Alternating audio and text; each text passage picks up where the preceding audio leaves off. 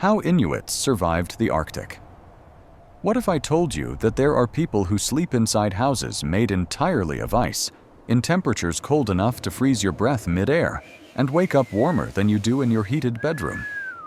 The Inuit people have been doing exactly this for over 4,000 years. And the most mind-blowing part? The techniques they developed to survive in the Arctic are so ingenious that modern survival experts are still learning from them today.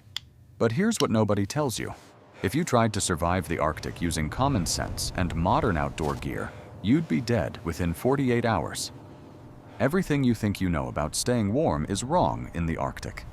And the Inuit figured this out thousands of years before we had thermodynamics or material science. Let me paint you a picture of what we're actually talking about here.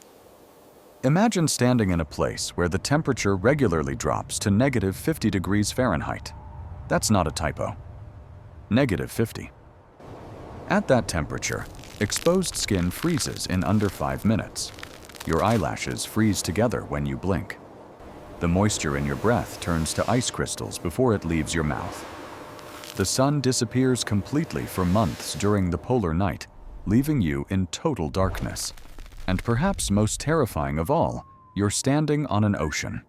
A frozen ocean, yes, but one that can crack open beneath your feet without warning, plunging you into water so cold that you have maybe 60 seconds before your muscles stop working and you drown. This is the Arctic. This is home for the Inuit people. And somehow, not only did they survive here, they built one of the most successful cultures in human history, lasting millennia in an environment that kills modern equipped explorers regularly. So what do they know that we don't? Let's start with the most iconic image, the igloo. You've seen pictures. A dome made of snow blocks with a small entrance.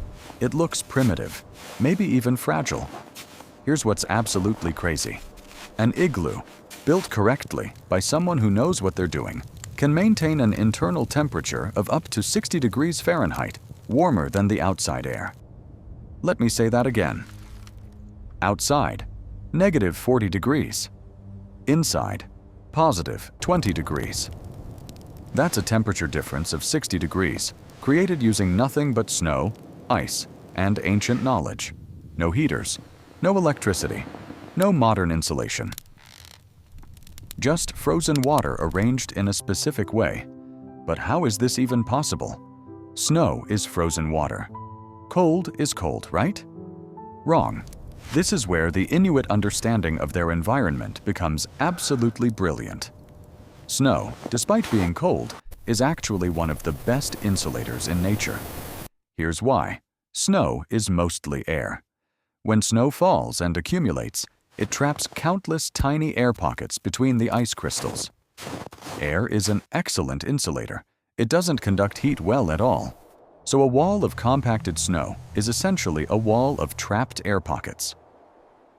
The Inuit discovered that if you cut snow into blocks and stack them in a dome shape, you create a structure where the cold air outside cannot efficiently transfer its temperature inside. But that's just the beginning. The dome shape itself is critical. A dome is one of the strongest architectural forms in existence. It distributes weight and pressure evenly across its entire surface. This means an igloo can support enormous weight, including polar bears walking across the top, despite being made of something as fragile as compressed snow. The Inuit knew this centuries before. European architects started building domed cathedrals. They understood structural engineering through pure observation and experimentation. Now here's where it gets even more fascinating. The entrance to an igloo is always built below ground level. You have to crawl down and then up to get inside. Why? Because cold air sinks. It's heavier than warm air. By building the entrance lower than the living space, the Inuit created a cold trap. The coldest air flows down and out through the entrance tunnel, while the warm air, generated by body heat and small oil lamps, rises and stays in the dome. This is passive climate control designed by people who never went to engineering school. They just watched how air behaves and designed their homes accordingly. But living in an ice house presents some unique challenges that the Inuit had to solve. Challenge number 1. Breathing. When you exhale, you release warm, moist air. In a sealed space, this moisture would normally condense on the walls and ceiling. In an igloo, this condensation would freeze, creating ice buildup that would eventually make the structure collapse. The solution? Ventilation holes. Small, carefully placed holes in the dome that allow moisture to escape while preventing heat loss. Too big, you lose all your heat. Too small, you suffocate, or the walls collapse. The Inuit calculated this balance perfectly through generations of trial and error. Challenge number 2. Light. During the polar night, the sun doesn't rise for months. Total darkness. The Inuit solution? They would cut a window into the igloo wall and fill it with clear ice or seal intestine stretched thin. This created a translucent window that let in ambient light during the brief twilight periods while still maintaining insulation. They invented windows that didn't lose heat. Think about that. Medieval European castles had drafty openings or expensive glass that still leaked heat. The Inuit had better window technology using materials they found in nature. If you're watching this and thinking about how incredible it is that indigenous knowledge systems developed solutions that rival or exceed modern technology, hit that subscribe button, because these stories deserve to be preserved and shared, and every subscription helps keep this forgotten wisdom alive for future generations. Now let's talk about staying warm, because this is where Inuit survival technology becomes truly extraordinary. You might think the key to surviving Arctic cold is wearing as much clothing as possible, layer upon layer of the thickest, warmest materials you can find. That's what early European explorers did. And they died, frequently, from hypothermia, while wearing what they thought was the warmest gear available. Meanwhile, the Inuit stayed comfortable wearing what looked like much less clothing. What did they know? The answer is everything. The Inuit developed the most sophisticated cold-weather clothing system ever created. And it's based on principles that modern outdoor gear is only now starting to fully adopt. First principle: air is the insulator, not the material. The Inuit wear 2 layers of caribou fur. The inner layer has the fur facing inward, against the skin. The outer layer has fur facing outward. Between these 2 layers, trapped air. That air gap, heated by body warmth, is what keeps you alive. The caribou fur itself is hollow. Each individual hair is a tiny tube of trapped air. So you have air-filled hairs creating an air gap between 2 layers. It's insulation within insulation. The thermal efficiency is incredible. But here's the genius part. The clothing is loose, not tight. Loose. European explorers wore tight-fitting wool and cotton, trying to trap heat close to the body. They sweated. Sweat soaked into their clothing. Wet clothing in Arctic conditions is a death sentence. Moisture conducts heat away from your body 25 times faster than dry air.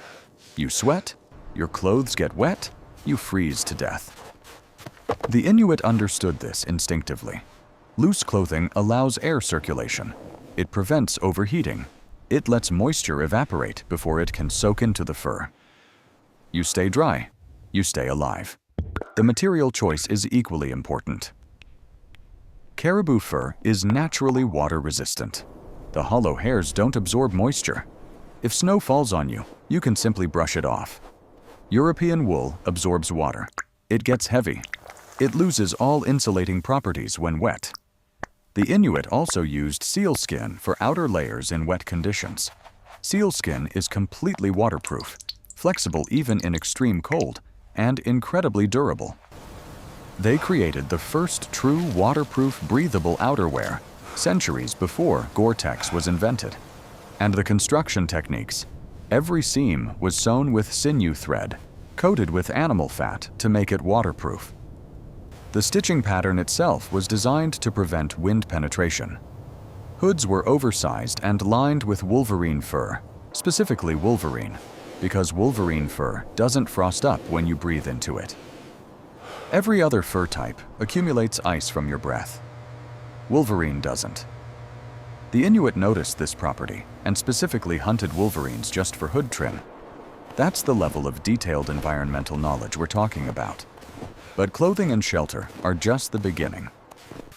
The real secret to Inuit survival is something much more fundamental: diet. The Inuit diet is almost entirely meat and fat. Very little plant matter. In the Arctic, there are no fruits, no vegetables, no grains for most of the year.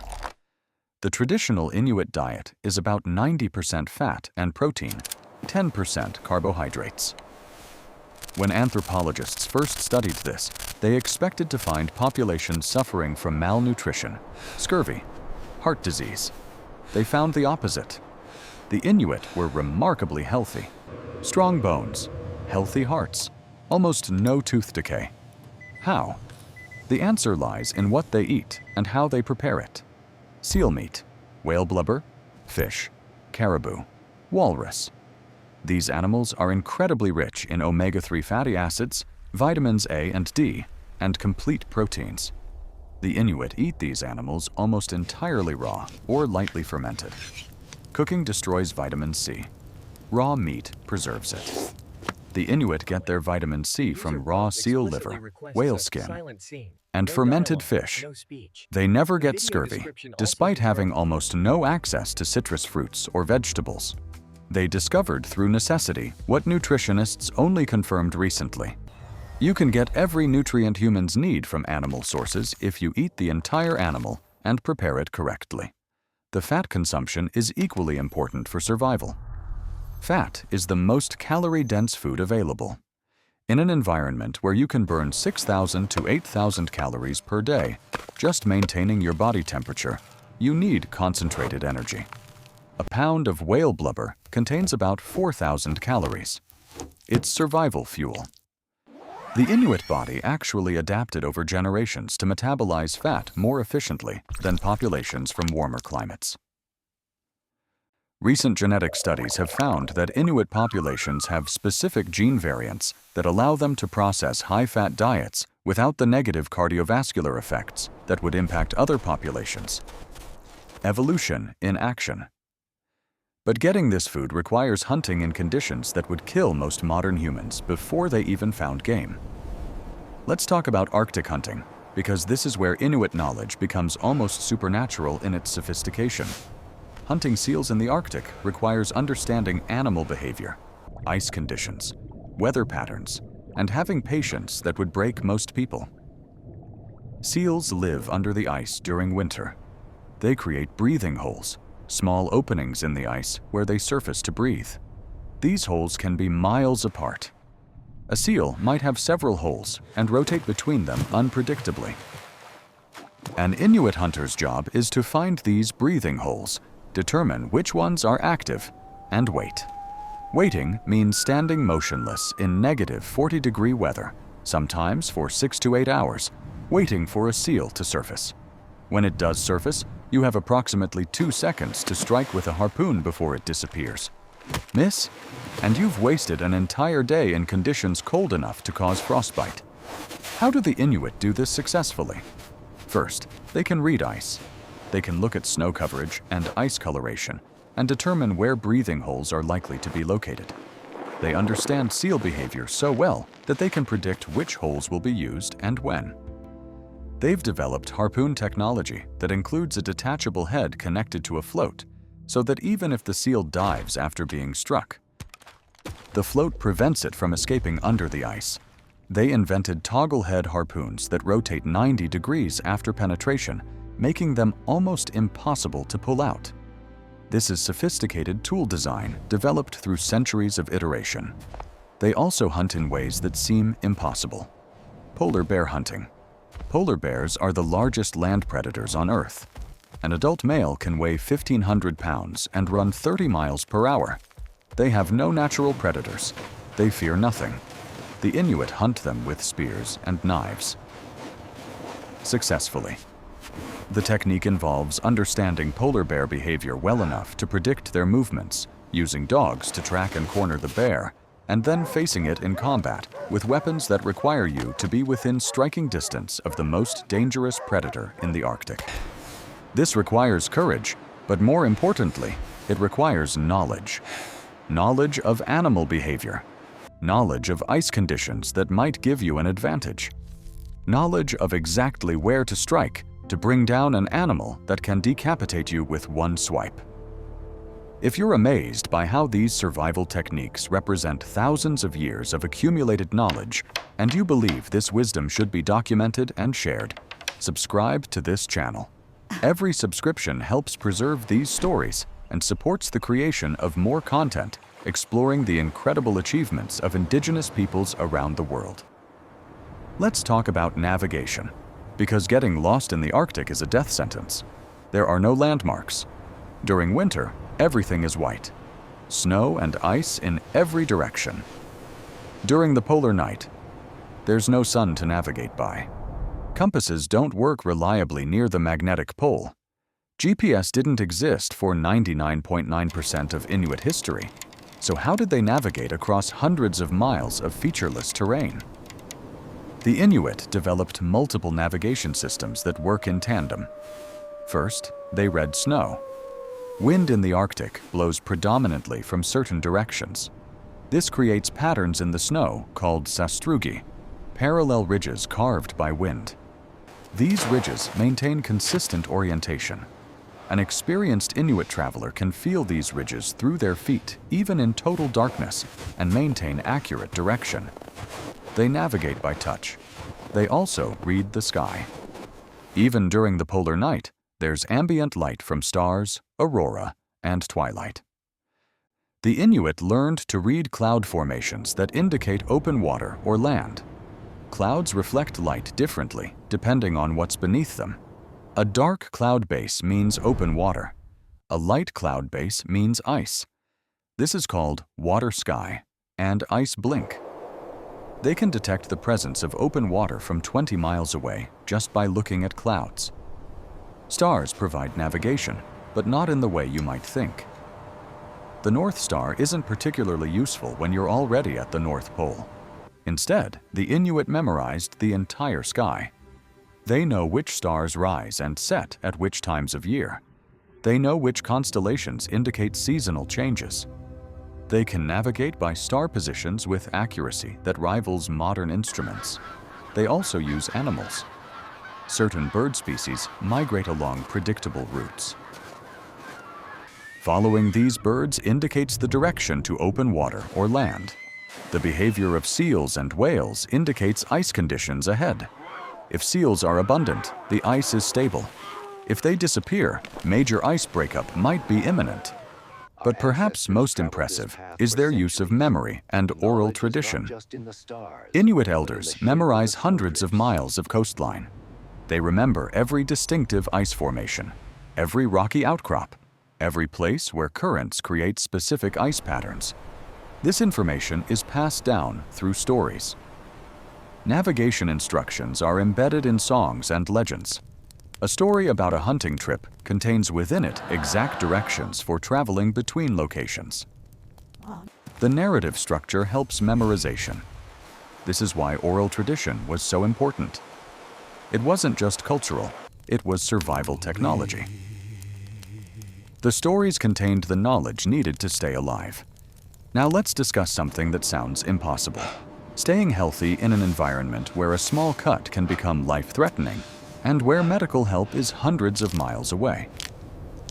The Inuit developed medical knowledge that rivals modern wilderness medicine in some respects. They understood hypothermia treatment. If someone falls through ice and gets wet, you have minutes to act. The Inuit method: strip off all wet clothing immediately, even in extreme cold. Naked skin loses heat slower than wet clothing. Then, wrap the person in dry furs and place them between two other people for shared body heat. They understood that rewarding frozen limbs too quickly causes shock. They knew to warm the core first, extremities later. They treated frostbite using animal fat and specific plant materials during summer months. They could perform emergency amputations of frozen digits to prevent gangrene from spreading. They set broken bones using splints made from driftwood or bone. They treated snow blindness, a condition where UV light reflected off snow burns your corneas, using wooden goggles with narrow slits that reduce light exposure while still allowing vision. These were the first sunglasses, invented thousands of years ago out of survival necessity. They also understood nutrition in ways that prevented disease. Eating raw liver prevents scurvy. Eating fermented fish provides probiotics that aid digestion. The fermentation process also makes certain nutrients more bioavailable. They discovered through observation and experimentation what molecular biology has only recently confirmed. But here's something that gets overlooked: the psychological survival techniques. Living in darkness for months, in temperatures that confine you to small spaces with the same people constantly, with the knowledge that a storm or ice breakup could kill you at any moment, this creates enormous psychological stress.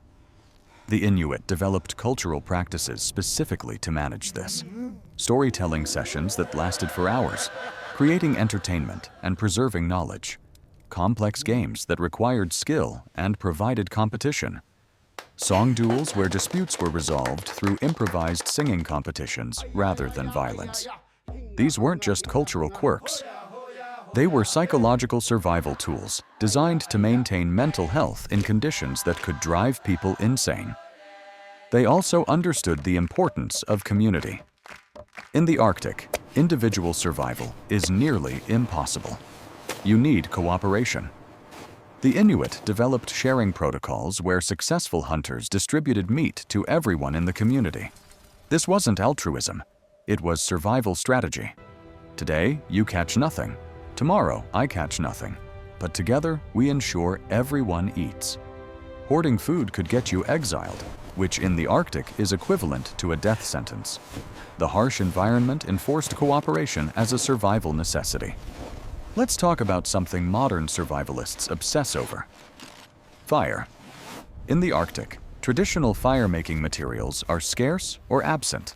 No wood for hundreds of miles in many areas. The Inuit solution? Blubber lamps. These are stone or soapstone lamps filled with seal oil and lit with a wick made from moss or animal fiber. A well-made blubber lamp can burn for hours on minimal fuel, providing light and heat. The flame is controlled by adjusting the wick and the amount of oil. An experienced person can adjust a blubber lamp to provide exactly the amount of heat needed without wasting fuel or creating smoke. This is precision fire control achieved with Stone Age technology. They also use driftwood when available, but here's what's interesting. They knew which driftwood to use. Wood that's been in salt water burns hotter and with less smoke than fresh wood. They could identify wood type by appearance and weight. They knew which wood was best for cooking, which was best for heat, which created too much smoke. They turned scarcity into expertise. Modern survival experts talk about the rule of threes. You can survive 3 minutes without air, 3 hours without shelter in extreme conditions, 3 days without water, 3 weeks without food. The Inuit would probably laugh at this oversimplification. They survived by understanding that everything is connected. Shelter design affects heat retention, which affects calorie expenditure, which affects food requirements. Clothing design affects mobility, which affects hunting success, which affects food availability. Weather patterns affect ice conditions, which affect travel safety, which affects access to hunting grounds. The Inuit didn't learn individual survival skills. They learned an entire system of interconnected knowledge. And here's what makes their achievement even more remarkable. They did all of this while maintaining a rich cultural life. They created art, intricate carvings from ivory and bone, clothing decorated with incredibly detailed beadwork and embroidery. They developed complex mythology and storytelling traditions. They had music, dance, games, and spiritual practices. They weren't just surviving, they were living full human lives in conditions that would reduce most modern people to desperate struggle. So what can we learn from the Inuit? What's the takeaway for people who will never set foot in the Arctic? I think it's this. Human beings are capable of adapting to almost anything if we pay attention, if we learn from our environment, if we cooperate, and if we preserve and pass down knowledge. The Inuits survived the Arctic not because they were superhuman, but because they were exceptionally observant, patient, and willing to learn from both success and failure over thousands of years. Their techniques work because they're based on deep understanding of physics, biology, animal behavior, weather patterns, and human psychology. They didn't have formal science, but they had something equally powerful: empirical observation over countless generations. Every technique was tested by the ultimate measure: does it keep you alive or not? The techniques that worked were preserved and refined. The techniques that failed were abandoned. This is natural selection applied to knowledge itself. What's tragic is that much of this knowledge is being lost. Climate change is altering the Arctic faster than any other place on Earth. Ice patterns that were predictable for thousands of years are now chaotic. Animals are changing migration patterns. The environmental knowledge that took millennia to accumulate is becoming obsolete within a single generation. Young Inuit are moving to towns and cities, trading traditional skills for modern conveniences. This is understandable. Living traditionally in the Arctic is incredibly hard. But each person who doesn't learn the old ways represents thousands of years of knowledge lost. Efforts are being made to preserve this knowledge. Elder programs where traditional skills are taught to young people. Documentation projects recording techniques before the last people who know them die. But it's a race against time. This is why content like this matters. Why preserving and sharing these stories matters. Because the Inuit didn't just survive the Arctic, they mastered it. They proved that human intelligence, observation, cooperation, and determination can overcome even the most extreme challenges nature presents. The next time you're cold, think about what cold really means. You're probably in a heated building, wearing modern clothing, with food and water readily available. The Inuit faced cold that would kill you in minutes, with none of these advantages, and they not only survived, but thrived for thousands of years. That's not just survival. That's triumph. That's humanity at its most resilient and ingenious. And that's the real lesson of Inuit survival knowledge. There's no environment so hostile that humans can't adapt to it if we're willing to learn, observe, and work together. The techniques are fascinating, but the mindset behind them is what truly matters. Patient observation, careful experimentation, respect for the environment, willingness to learn from failure, cooperation over competition, preservation and transmission of knowledge. These principles work whether you're surviving the Arctic or navigating modern life. The Inuit turned the deadliest place on Earth into home. They looked at conditions that said, "Nothing can live here," and responded by building a civilization that lasted longer than most empires. They did it with ice, snow, animal skins, and brilliant observation. No factories, no modern materials, just human intelligence applied consistently over thousands of years. That's worth remembering. That's worth preserving. And that's why their story deserves to be told.